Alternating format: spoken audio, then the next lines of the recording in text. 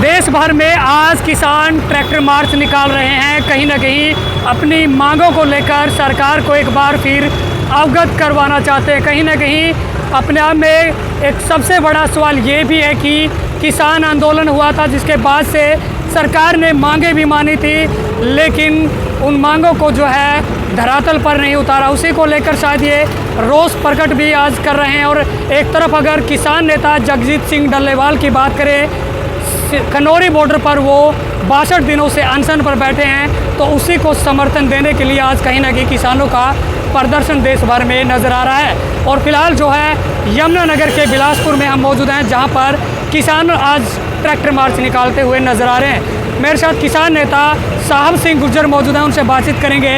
साहब Singh ji, tractor march निकाला जा रहा है, क्या कहेंगे? देखिए, सबसे पहले तो सभी जनता को, देशवासियों को गणतंत्र दिवस की हार्दिक शुभकामनाएं।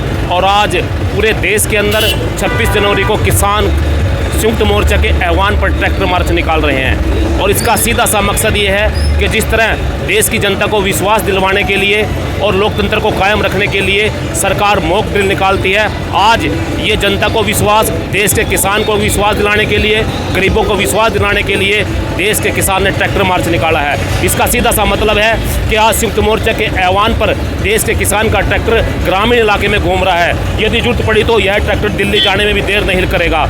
और मैं उन लोगों से भी प्रार्थना करूंगा जिन लोगों ने देश के किसान से उनके वायदों के लिए एक वायदा लिखकर वापस किया था देश के किसान को, उनका पूरा करने का काम करें, लेकिन उन्होंने मुकरने का काम किया है। और मैं देश के तिरंगे की शान में, देश के तिरंगे की आन में आज सभी को एक विश्वास दिलाना चाहूँगा कि देश का किसान तिरंगे के लिए पहले भी मर मिटा था और आज फिर मर मिट जाएगा। इसलिए देश के किसान को वो लोग जो सत्ता में बैठे हुए हैं गाली देने का काम ना करें, आतंकवादी बोलने का काम ना करें, नक्सलवादी बोलने का काम ना करें और मेरे देश के तिरंगे को बांटने का काम ना करें।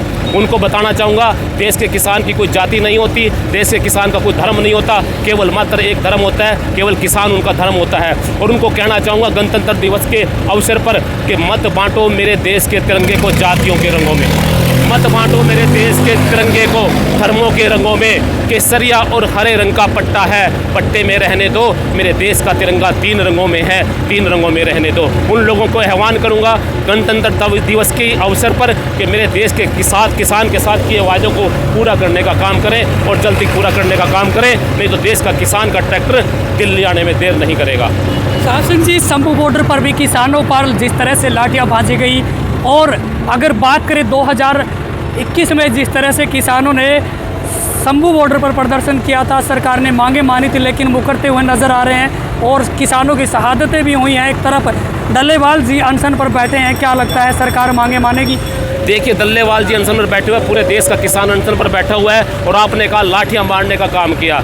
मुझे लगता है आपको याद दिलाना चाहूँगा, आपके चैनल के माध्यम से जनता को याद दिलाना चाहूँगा, देश के किसान को लाठियां मारने के अलावा इन्होंने देश के किसान को आतंकवादी बोलने का काम किया, इन्होंने देश के किसान को नक्सलवादी बोलने का काम किया और यहाँ तक कि बलात्कारी बोलने का काम किया। लेकिन दिल उस दिन दुख हुआ हमारा, उस दिन दुखी हुआ जिस दिन इसने देश के किसान को गद्दार बोलने का काम किया। इन्होंने कहा था देश के किसान ने झंडे का अपमान कर दिया, ये देश के गद्दार हैं। जिन लोगों ने देश के किसान को गद्दार बोलने का काम किया, उनको 2 पंक्तियों में जवाब देना चाहूँगा।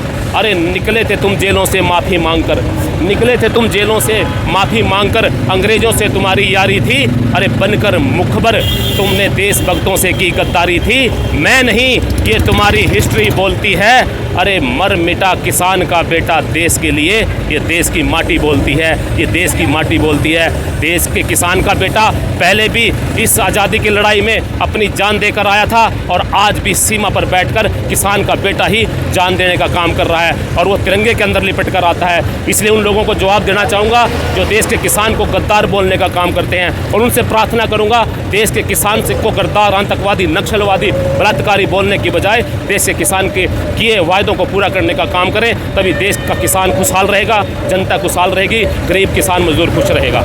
आज का जो प्रदर्शन है कहाँ से शुरू हुआ और कहाँ पर इसका समापन होगा? देखिए, आज का जो प्रदर्शन हमारा रहा है पूरे देश के अंदर ग्रामीण इलाकों में शुरू हुआ है। और जहाँ तक मैं बात कर रहा हूँ, हम बिलासपुर में जो यमुनानगर के ज़िले में पड़ता है, यहाँ देख सकते हैं कि मंडी के अंदर से हज़ारों ट्रैक्टरों की तादाद में निकलकर हम यहाँ से आए हैं और यहाँ से पूरे बाज़ार के अंदर घूमता हुआ भी 4 किलोमीटर बाद ये ख़त्म होगा। और मैं इस ट्रैक्टर मार्च के वजह से एक मैसेज देना चाहूँगा कि देश के किसान से धोखा देने का काम ना करें। और आज मेरे देश का गणतंत्र दिवस है, इस गणतंत्र दिवस के अवसर पर सभी को शुभकामनाएं देने का काम करूंगा। और उन लोगों को जो लोग कहते हैं कि देश का तिरंगा ऊंचा रहे, ऊंचा तभी रहेगा यदि देश के तिरंगे का मान सम्मान और हम इसको ऊंचा लेकर जाएंगे। और वो लोग जो देश के तिरंगे को, देश को बांटने का काम करते हैं, देश को तोड़ने का काम करते हैं, जातियों धर्मों का नाम देकर देश को बांटने का काम करते हैं, उनको कहना चाहूँगा